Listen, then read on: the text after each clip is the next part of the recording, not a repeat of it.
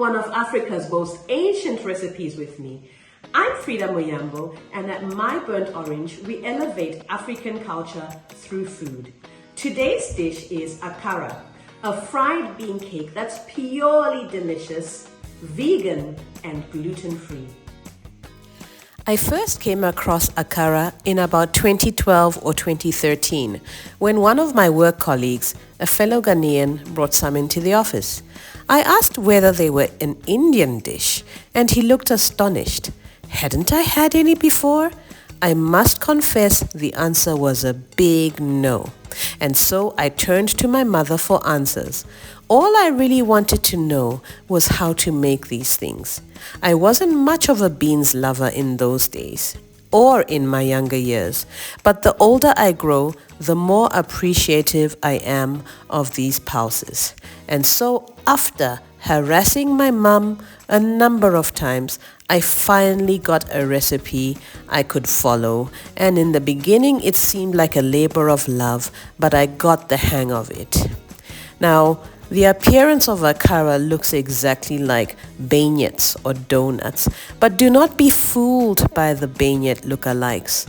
I remember at some point after learning how to make Akara, I gave my husband a bite from a freshly made batch, and he was completely thrown off by the taste as he took a chunk, expecting a sweet delight. These are savory and spicy bites. If you were wondering why I refer to Akara as one of Africa's most ancient recipes, this is my take on the whole thing.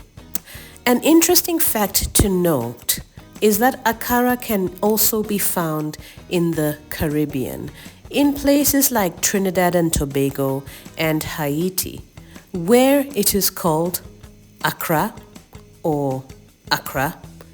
Different spelling, but same pronunciation. It can also be found in parts of Brazil, where it is known as Acarajé.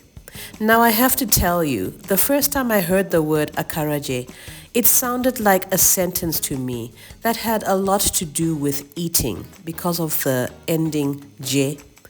Now, what I later found was that Acarajé is the Yoruba for count, buy, and eat, essentially pointing towards the fact that this food can easily be found in the market and has probably been a street food for hundreds of years.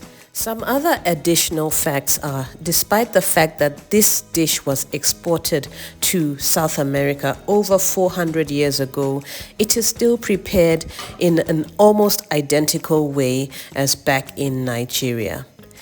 The last clue is the fact that it is almost wholly made from black-eyed peas, which is one of Africa's first cultivated indigenous crops.